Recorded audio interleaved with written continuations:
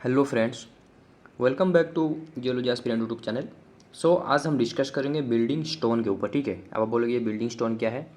तो इससे पहले हमने स्टार्ट किया था engineering geology, and in engineering geology हमने इंट्रोडक्शन पार्ट पे डिस्कस किया था। देन वहीं पर हमने कुछ टॉपिक्स देखे थे जो कि हम अपकमिंग वीडियोज में कवर करेंगे और जो कहीं ना कहीं बहुत इंपॉर्टेंट बन जाता है आने वाले एग्जाम्स वगैरह के लिए। ठीक है, तो कुछ टॉपिक ऐसे थे लाइक बिल्डिंग प्रॉपर्टी, ठीक है, engineering property of rock, engineering property of soil. ये सब चीज़ पढ़ने के बाद जाके हम मतलब ये प्रॉपर्टी अगर हम रॉक और सॉइल का पढ़ लेते हैं ना, उसके बाद जाके हम डैम का या फिर ब्रिज का, टनल का, जो भी हम कंस्ट्रक्शन कर रहे हैं, रिजर्वर जो भी हम बना रहे हैं, ठीक है, तो तब जाके वो सब चीज़ पढ़ने में थोड़ा सा इजी आता है या फिर समझ में आता है। ठीक है, जब तक आप बिल्डिंग स्टोन नहीं पढ़ते हो, engineering property of the rock नहीं पढ़ते हो, तब तक मतलब उसके बाद जाके ही आप डैम का कंस्ट्रक्शन पढ़ते हो, तभी जाके आपको अच्छे से क्लैरिटी मिलेगा। अगर उससे पहले आप सबसे पहले आप अगर ऐसा करोगे, डैम पढ़ लोगे, तो डैम में कुछ ऐसे टर्म आएंगे लाइक रॉक का रेजिस्टिविटी के रिलेटेड हो या फिर रॉक का प्रॉपर्टी के रिलेटेड हो। ठीक है, किस तरीके का रॉक का प्रॉपर्टी होने से हम डैम कंस्ट्रक्ट करेंगे, कहाँ पर वो बहुत ज़्यादा एडवर्स रहेगा, कहाँ पर डाइवर्स कंडीशन रहेगा, ये सब चीज़ें हम जब डैम में देखेंगे। यहाँ पर कुछ टर्मिनोलॉजी आएंगे रिगार्डिंग मतलब प्रॉपर्टी ऑफ रॉक, ठीक है, जो कि इंजीनियरिंग प्रॉपर्टी रहेगा। तो इसीलिए पहले हम इंजीनियरिंग प्रॉपर्टी, बिल्डिंग स्टोन, ठीक है, सॉइल का प्रॉपर्टी, ये सब पढ़ेंगे। देन हम प्रोसीड करेंगे टुवर्ड्स योर इंडिविजुअल जो भी हम कंस्ट्रक्ट करेंगे, डैम टनल वगैरह कंस्ट्रक्ट करते हैं, उसके ऊपर फिर हम फोकस करेंगे। तो आज का टॉपिक हम स्टार्ट करते हैं। आज हम डिस्कस करने वाले हैं बिल्डिंग स्टोन के ऊपर। ठीक है, अब आपको एक आइडिया आ गया होगा बिल्डिंग स्टोन का मतलब क्या है। कोई भी मतलब आप स्ट्रक्चर बना रहे हो लाइक डैम, बिल्डिंग, ठीक है, बड़े बड़े घर, ठीक है, बिल्डिंग, ब्रिज, जो भी आप बना रहे हो, टनल, तो उसका फाउंडेशन के लिए आपको कुछ रॉक लगता है। ठीक है, फाउंडेशन को स्ट्रॉन्ग करने के लिए आप कुछ टाइप के रॉक यूज़ करते हो, और उसी रॉक को ही हम बोल रहे हैं building stone.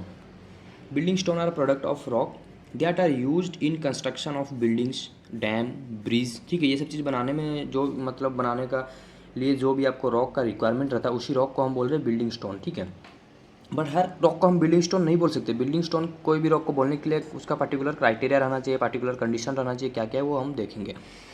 The rock material used for the construction, तो हम बिल्डिंग स्टोन को किस तरीके से या फिर किस किस पॉइंट ऑफ व्यू से यूज़ कर रहे हैं फॉर द कंस्ट्रक्शन, क्योंकि हमने तो ये देखा ना, कंस्ट्रक्शन के लिए जो भी रॉक को हम यूज़ कर रहे हैं उसको ही हम बोल रहे हैं बिल्डिंग स्टोन। ठीक है, आप कंस्ट्रक्शन में आप बिल्डिंग कंस्ट्रक्ट करो, डैम, ब्रिज, टनल, जो भी आप कंस्ट्रक्ट कर रहे हो, ठीक है, या फिर रोड, जो भी। बट कौन कौन से मतलब आप उसको क्राइटेरिया से या फिर कौन कौन पॉइंट ऑफ व्यू से बिल्डिंग स्टोन को यूज़ कर रहे हो, तो वो क्या क्या है। सबसे पहले है बिल्डिंग स्टोन को आप जो यूज़ कर रहे हो एज ए ब्लॉक, ठीक है, in the form of masonry block, तो एज ए ब्लॉक भी उसको यूज़ करते हो मेशनरी ब्लॉक के तरीके से। देन रबल्स, अब रबल्स क्या है आप सभी को पता ही होगा, in the form of small irregular fragments, तो रॉक को स्मॉल इरेगुलर फ्रैगमेंट में तोड़ा जाता है और उसी को फिर हम यूज़ करते हैं। ठीक है, तो उसको हम बोलते हैं रबल्स। देन क्रस्ट स्टोन, तो क्रस्ट स्टोन क्या है, टू मेक कंक्रीट, तो जैसे कंक्रीट वगैरह आप कर मतलब बनाते हो सीमेंट का, ठीक है, तो वहाँ पर चिप्स जिसको आप बोलते हो वो यूज होता है, तो वो भी one type of building stone है। लेकिन उस सबका साइज़ में कुछ ना कहीं वेरिएशन रहता है साइज शेप में, दैट्स वाई हम इसको अलग अलग नेम दे रहे हैं। एक को हम बोल रहे हैं मेशनरी ब्लॉक, ठीक है, एक को हम बोल रहे हैं रबल्स, किसी को हम बोल रहे हैं क्रस्ट स्टोन, और एक है लाइम स्टोन। लाइम स्टोन क्यों होता है, टू मेक लाइम, या फिर उसी को आप बोल सकते हो सीमेंट। ठीक है, सीमेंट या फिर लाइम बनाने के लिए लाइम स्टोन को यूज़ करते हैं। और these are all the building stones. ठीक है, हर बिल्डिंग स्टोन मतलब ये जो बिल्डिंग स्टोन को यूज़ करने का अलग अलग पैरामीटर है। ठीक है, तो हर रॉक को तो हम बिल्डिंग स्टोन नहीं बोल सकते ना, तो उसका कुछ प्रॉपर्टी रहना चाहिए। मीन्स कोई भी अगर रॉक हमें पर्टिकुलर प्रॉपर्टी मिलता है तभी हम उसको कंसिडर करेंगे as a building stone. Like आप कोई भी मतलब एक कोर्स में एडमिशन करने को जा रहे हो, या फिर सपोज आप देने को जा रहे हो IIT एग्ज़ाम, तो इसका IIT एग्ज़ाम आप अगर देने को जा रहे हो एंट्रेंस, तो इसका कुछ एलिजिबिलिटी क्राइटेरिया है। क्या है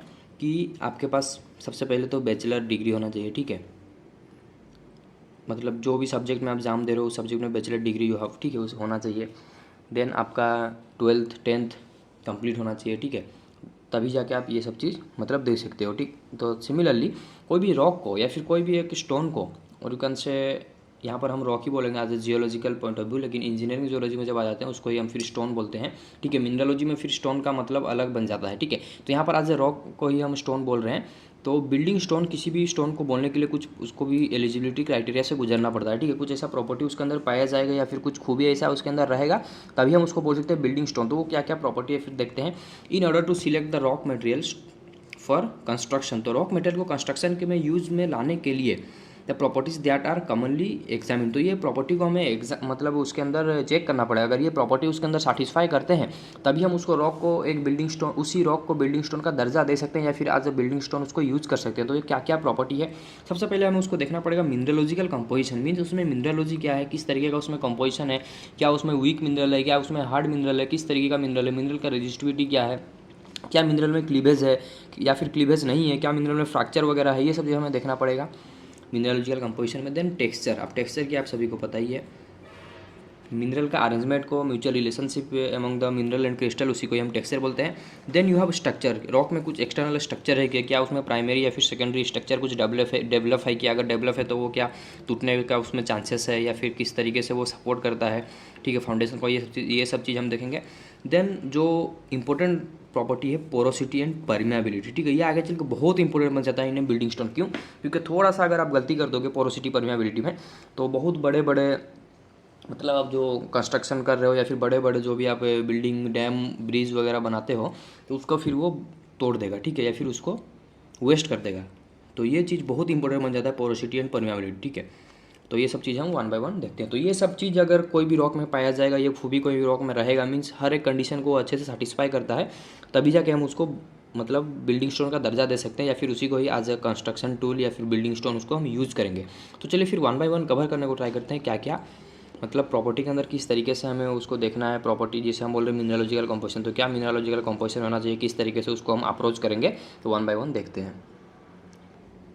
तो मिनरलोजिकल कंपोजिशन स्टार्ट करने से पहले जैसे हम प्रॉपर्टी देख रहे थे, तो उसके बावजूद या फिर उसके अलावा भी और भी प्रॉपर्टी जिसको हम बोलते हैं ड्यूरेबिलिटी देखेंगे, स्ट्रेंथ ऑफ द रॉक देखेंगे, रॉक का स्ट्रेंथ क्या है, हीट रेजिस्टेंस कितना है, मतलब हीट को कितना वो रेजिस्ट कर सकता है, या फिर उसके ऊपर हीट अगर ज़्यादा आ जाता है तो क्या वो मेल्ट हो जाएगा, कितना टेम्परेचर तक वो हीट को रेजिस्ट कर सकता है, ये सब चीज़ हम देखेंगे one by one.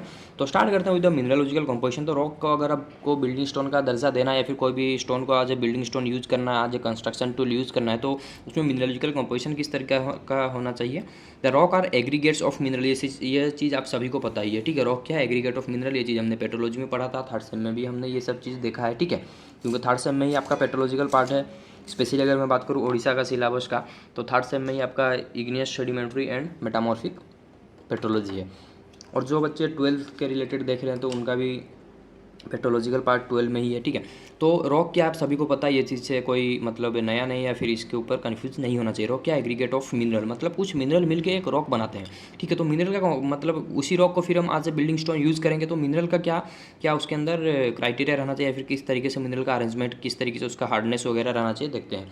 If the mineral constitute of rock are hard, अगर मिनरल जो मिनरल मिलके रॉक बना रहे हैं, जिस रॉक को फिर हम as a building stone in future use करने वाले हैं, तो वो मिनरल क्या होना चाहिए, उसके अंदर जो मिनरल रहेंगे, the mineral should B hard, free from the cleavage, और मिनरल के अंदर क्लीवेज नहीं होना चाहिए। अब क्लीवेज की आप सभी को पता है, ठीक है, कोई भी एक ऐसा सरफेस जिसके अलॉन्ग मिनरल इजीली स्प्लिट हो जाए, that is nothing but your cleavage. तो क्लीवेज भी उसके अंदर नहीं होना चाहिए। मीन्स क्लीवेज अगर मतलब बहुत पोर या फिर इनडिस्टिंक्ट या फिर नहीं रहे, क्लीवेज नहीं रहेगा तो और भी ज़्यादा अच्छा है।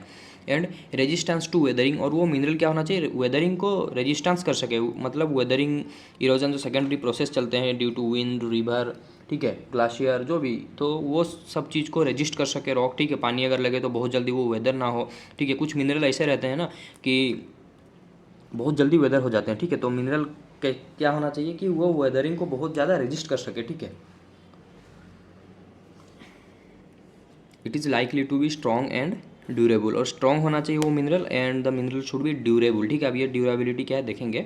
तो आई होप आपको क्लियर आइडिया आ गया होगा। तो सबसे पहला क्राइटेरिया क्या रहना चाहिए, हार्डनेस उसका बहुत ज़्यादा होना चाहिए। देन क्लीवेज उसमें मतलब ना के बराबर हो, या फिर क्लीवेज नहीं हो तो इट्स बेटर, अगर है भी तो बहुत मतलब पोर रहना चाहिए। देन वेदरिंग को वो मतलब मिनरल बहुत अच्छे से रेजिस्ट कर पाए, ठीक है। ये मिनरल का रिगार्डिंग हम देख रहे हैं, क्योंकि ये मिनरल किसके अंदर आएगा, रॉक के अंदर, ठीक है। ये मिनरल के अगर ये अंदर ये प्रॉपर्टी वगैरह मिलते हैं तो अल्टीमेटली रॉक क्या बनेगा, स्ट्रॉन्ग रहेगा ना। The rock which are rich in weak minerals, तो रॉक के अंदर जहाँ पर वीक मिनरल रहेगा, weak mineral means such as mica, जिसके अंदर बहुत अच्छे से आपको क्या देखने को मिलता है, क्लीवेज, क्लोराइड, टाल, ये बहुत जल्दी वेदर हो जाते हैं, बहुत वीक मिनरल है, हार्डनेस बहुत कम है। फेल्सपार्स, क्ले, ये फेल्सपार क्यों, क्योंकि वो ये इस बहुत जल्दी ये वेदर हो जाता है, ठीक है। वेदरिंग को ये रेजिस्टेंस नहीं रह पाता है, बहुत जल्दी ये वेदर होकर क्ले में कन्वर्ट हो जाता है। एंड क्ले, ठीक है, क्ले क्यों, क्योंकि इसके अंदर पोरोसिटी बहुत ज़्यादा है, ये वाटर को होल्ड करके रखता है, जिसकी वजह से फिर आपका फाउंडेशन वीक हो जाएगा, आर नॉट ड्यूरेबल। तो ये चीज़ अगर जिसमें रहे weak mineral like mica, chloride, talc, feldspar, clay, तो उसको हम अवॉइड करना ही हमें बेटर है, ठीक है। कोई भी रॉक के अंदर ये मिनरल दिखते हैं तो उसको एज अ बिल्डिंग स्टोन हम यूज नहीं कर सकेंगे। तो ये तो रहा मिनरलॉजिकल क्राइटेरिया, मीन्स अगर मिनरलॉजी में ये सब चीज़ें अगर फॉलो करता है, उसके अंदर क्लीवेज ना हो, हार्डनेस ज़्यादा हो, वेदरिंग को स्टैंड मतलब विथस्टैंड कर पाए, वेदरिंग को रजिस्ट कर पाए, ड्यूरेबल हो, स्ट्रॉन्ग हो, तभी हम उसको कंसिडर करते हैं। बट सिर्फ मिनरलॉजिकल क्राइटेरिया देख लेने से नहीं होगा, देन हमें स्ट्रक्चर भी, टेक्सचर भी, सब कुछ देखना पड़ेगा। तो चलिए फिर टेक्सचर क्या देखते हैं। Fine grain rock are generally more dense. तो ऐसा देखा गया है, कोई भी अगर रॉक है, आप सभी को पता है fine grain, coarse grain, medium grain, हमने टेक्सचर में पढ़ा है, ठीक है, इग्नेस रॉक का। क्योंकि इंजीनियरिंग जियोलॉजी एक ऐसा चीज़ है ना, आपको हर एक चीज़ का यहाँ पर एप्लीकेशन मिलेगा। स्ट्रक्चरल जियोलॉजी, पेट्रोलॉजी, मिनरलॉजी, हर चीज़ आपको, अगर आपका वो सब चीज़ का कंसेप्ट क्लियर है, तभी जाके आप मतलब इंजीनियरिंग जियोलॉजी को अच्छे से कैच कर पाओगे। इंजीनियरिंग जियोलॉजी में आपको मज़ा आएगा, ठीक है, कंसेप्ट आपको समझ में आएगा।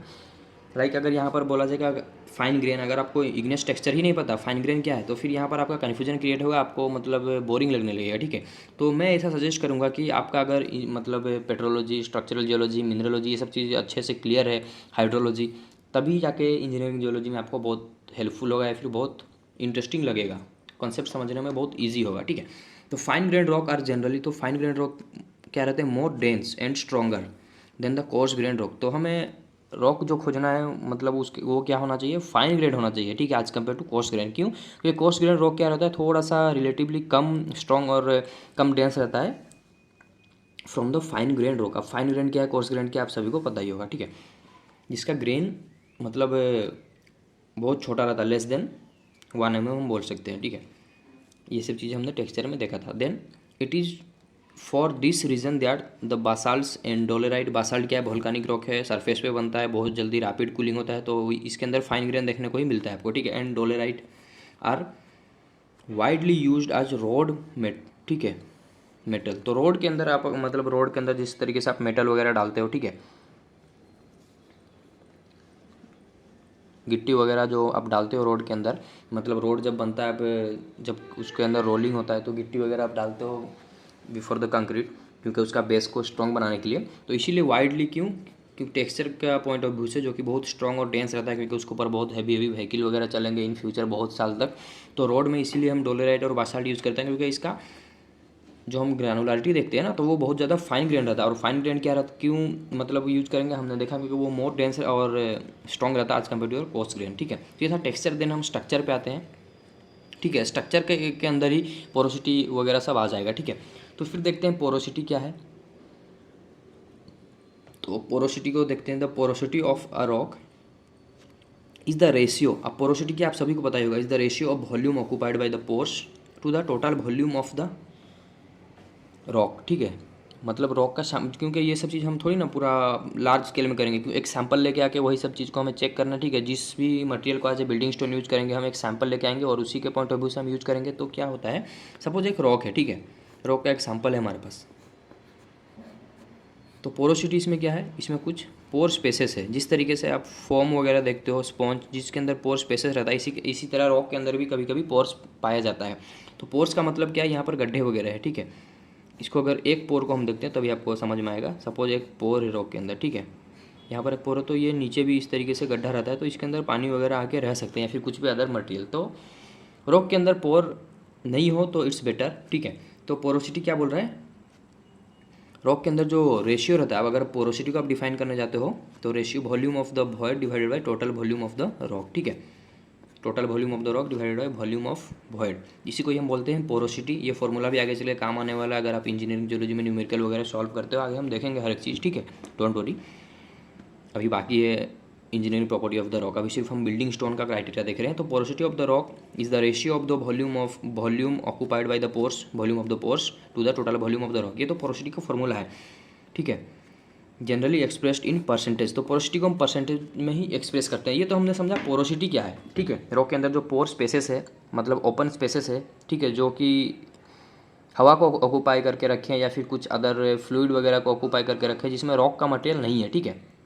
तो आई होप आपको एक क्लियर आइडिया आ गया होगा, अगर फॉर्म वगैरह आपने देखा है या फिर स्पॉन्ज वगैरह देखा है।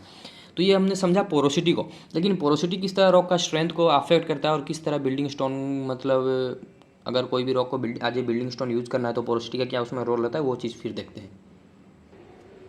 Less porous rock is generally more durable and strong and therefore it is preferred for construction. तो हमें ऐसा रॉक को चूज करना जिसमें पोरोसिटी बहुत कम रहे, लेस पोरस रहे, ठीक है। अगर आपके पास ऑप्शन है, दो ऑप्शन है एज ए बिल्डिंग स्टोन, अगर आप यूज करते हो बाकी सब क्राइटेरिया वो फुलफिल कर रहा है लेकिन पोरोसिटी में आप आके फंस गए हो, तो आपको दो टाइप का अगर वेराइटी मिल रहा है to use in building stone, एक में बहुत ज़्यादा पोरोसिटी, एक में बहुत कम पोरोसिटी, मतलब ना के बराबर, तो you have to use the less porous one, ठीक है, जिसके अंदर पोरोसिटी ना के बराबर है, उस स्टोन को आपको यूज़ करना है, ठीक है। तो that's the reason less porous rock is generally more durable. Less porous rock क्या है, मोर ड्यूरेबल है, क्यों? क्योंकि अगर एक चीज़ के अंदर कुछ एंटर नहीं कर सकता तो इट्स बेटर ना। अगर इसके अंदर समझिए पानी, अगर यहाँ पर पोरोसिटी है, पानी एंटर करता है तो टाइम के साथ ये इसको वेदर करते जाएगा। अब ये चीज़ एक दो दिन में नहीं होता है, बहुत टाइम लगता है, लेकिन हम जो बिल्डिंग स्ट्रक्चर बनाते हैं वो एक दो दिन के लिए थोड़ी बनाते हैं या फिर कुछ ईयर के लिए, वो तो परमानेंटली बहुत बहुत साल के लिए, या फिर समझ लीजिए मतलब हम ऐसा उसको कंसिडर करके बनाते हैं कि जब तक दुनिया है तब तक वो चीज़ चले। लेकिन ऐसा तो हमेशा नहीं है ना, हर चीज़ें पूरा एट द एंड तक चले। बट हम तो ऐसा कंसिडर करेंगे ना कि जितना ज़्यादा वो हमें मतलब जितना ज़्यादा दिन तक बेनिफिट दे वो उतना इकोनॉमिकली हमें हमारे लिए अच्छा है, ठीक है। तो दैट्स द रीज़न। अगर पोरोसिटी वगैरह उसमें है, प्रेजेंट है। अब इसमें क्या होता है, कभी कभी वेदर वगैरह चेंज होता है, ठीक है। जब ठंडा का दिन आएगा, ठीक है, मतलब जब विंटर सीजन आएगा तो इसके अंदर फिर अगर पानी आता है तो पानी अगर विद द मतलब कुछ कंडीशन उसके अंदर मिल गया कि वो बर्फ़ बन गया, अगर वो पानी आइस बन जाता है तो आप सभी को पता है आइस जब मतलब पानी से बनता है वो एक्सपांड करता है 9% उसका वॉल्यूम। तो ड्यू टू दैट एक्सपेंशन यहाँ पर क्रैक फ्रैक्चर वगैरह रॉक में क्रिएट हो जाएंगे, जो फिर रॉक का ड्यूरेबिलिटी को या फिर उसका जो स्ट्रेंथ को लो कर देगा। तो दैट्स द रीज़न कि हमें ऑलवेज अवॉइड करना है हाई पोरस रॉक को for the building construction. Less porous rock is generally more durable, क्योंकि वो ड्यूरेबल बहुत ज़्यादा रहता है, and strong, therefore it is preferred for construction. इसीलिए हम इसको कंस्ट्रक्शन के लिए लेस पोरस रॉक को ही प्रीफर्ड करेंगे, ठीक है। Then after that you have permeability. अब परमियाबिलिटी क्या है? Permeability is the capacity of the rock to transmit water. तो सिंपल वर्ड में अगर सिर्फ परमियाबिलिटी को पहले परमियाबिलिटी को समझ लेते हैं, जैसे इससे पहले हमने पोरोसिटी को समझा। देन आफ्टर दैट फिर हम परमियाबिलिटी के बाद फिर किस तरीके से वो अफेक्ट करता है, परमेबिलिटी क्या रहने से हमें उसका यूज़ करना चाहिए, वो चीज़ देखेंगे। तो परमेबिलिटी क्या है? Is the capacity of the rock to transmit water. Suppose एक रॉक है, ठीक है, तो इसके अंदर से पानी आर पार हो जा रहा है क्या, तो उसी कितना पानी आर पार हो रहा है, ठीक है, कितना टाइम लग रहा है उसको, तो दैट इज़ द कैपेसिटी। तो इसके अंदर से पानी जो आर पार होगा या फिर capacity to the transmit of water, that is your permeability, ठीक है। The permeability of the rock is most important factor. और अगर आप आज ए बिल्डिंग स्टोन यूज़ करते हो तो रॉक का परमेबिलिटी को भी चेक करना मतलब बहुत ज़्यादा इंपॉर्टेंट फैक्टर बन जाता है। द परमेबल रॉक, अब परमेबिलिटी कैसे रहेगा? अगर इसके अंदर इंटरकनेक्टेड पोर स्पेसेस रहेंगे, ठीक है, सपोज एक रॉक के अंदर पोर स्पेसेस है, वो पोर स्पेसेस इंटरकनेक्टेड है, तो वो आज अ पाइप मतलब क्या करेगा? अब ऐसा नहीं हमेशा से ऐसे ही, सपोज एक रॉक है इस तरीके से, तो ये इरेगुलरली मतलब यहाँ पर पोरस है, यहाँ पर पोरस है, तो ये एक दूसरे से इंटरकनेक्टेड होता है ना, जहाँ जिधर इधर से भी वो आके इस तरीके से पास कर सकता है, ठीक है। तो परमेबिलिटी भी एक इंपॉर्टेंट फैक्टर आगे चल के बन जाता है। तो हमें किस तरीके का रॉक यूज़ करना चाहिए, उसमें परमेबिलिटी का क्राइटेरिया क्या रहेगा? The permeable rock are consider harmful. तो जो रॉक बहुत ज़्यादा परमेबल है वो मतलब हार्मफुल कंसिडर किया जाता है, because they cause seepage of water, जिसके अंदर से वाटर सीपेज होता है। वाटर सीपेज होने से कितना ज़्यादा कोई भी मतलब बिल्डिंग को या फिर डैम को अफेक्ट करता है, आप सभी को पता ही होगा। व्हिच में even lead to the destruction of the structure, तो जिसकी वजह से स्ट्रक्चर का बहुत ज़्यादा डिस्ट्रक्शन या फिर फ्यूचर में टूट जाए, ऐसा भी पॉसिबिलिटी रहता है। तो that's the reason porosity permeability को हमेशा से हमें मतलब अवॉइड करना। अब अगर पोरोसिटी परमेबिलिटी के ऊपर और भी ज़्यादा आपका कन्फ्यूजन आ रहा है, डोंट वरी, इसके बाद हम देखेंगे मतलब engineering property of the rock देखेंगे, वहाँ पर और अच्छे से इसके बारे में हम थोड़ा सा समझेंगे, ठीक है। Then you have durability. अब ड्यूरेबिलिटी आप सभी को पता है मतलब कितना दिन तक ये चीज़ रह सकता है नेचर में, ड्यूरेबिलिटी यही चीज़ है। तो मतलब capacity to retain its original size, मतलब ओरिजिनली जिस तरीके से आप बिल्डिंग स्टोन को यूज कर रहे थे बिफोर द मतलब construction of dam as a foundation, उसको जिस तरीके से आपने यूज़ किया था, जो भी उसका साइज शेप वगैरह था या फिर जितना भी उसका स्ट्रेंथ था, ठीक है, या फिर उसका अपीयरेंस जो था through out a long period, तो वही अपीयरेंस, वही ओरिजिनल साइज, वही स्ट्रेंथ उसको बहुत दिन तक मेंटेन करना पड़ता है। अगर वही कोई भी बिल्डिंग स्टोन इस तरीके का मतलब ओरिजिनली जिस तरीके से उसका साइज शेप स्ट्रेंथ, ठीक है, अपीयरेंस था, वही चीज़ अगर वो हॉल एज ए हॉल या फिर फॉर ए लॉन्ग पीरियड मतलब रिटेन करके रख सकता है, खुद के अंदर चेंजेस नहीं ला सकता है due to different type of मतलब फोर्सेस, क्योंकि जब आप कोई भी मतलब नेचर में बिल्डिंग वगैरह या फिर कंस्ट्रक्शन डैम टनल बनाते हो तो उसके ऊपर बिल्डिंग स्टोन के ऊपर बहुत ज़्यादा फोर्स पड़ता है, ठीक है। तो वो फोर्स को विथ स्टैंड कर पाए, ठीक है,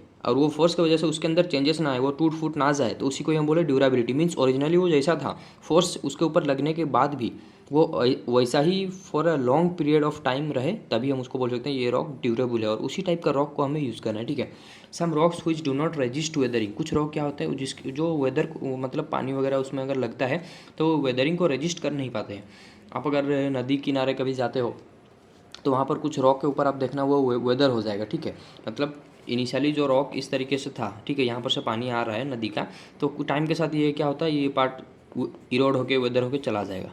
मत पता क्या चला, ये पार्ट निकल गया यहाँ से। तो सिमिलरली अगर इस तरीके से, क्योंकि आप हमेशा से तो आप बिल्डिंग सिर्फ सूखे एरिया में नहीं बनाओगे ना, आप ब्रिज बना रहे हो, ब्रिज ऑब्वियसली ब्रिज का जो पिलर वगैरह पायर जो वगैरह जो रहेगा वो पानी में ही रहता है, ठीक है। तो वो सब चीज़ भी रजिस्ट करना चाहिए, तभी हम उसको आज मतलब फाउंडेशन में यूज़ कर सकते हैं बिल्डिंग स्टोन, ठीक है।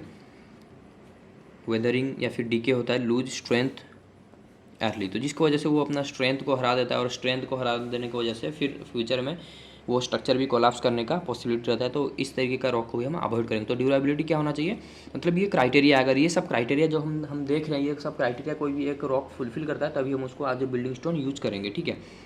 Then you have heat resistance. अब हीट रेजिस्टेंस क्या है, तो हीट को वो जितना मतलब रेजिस्ट कर पाए।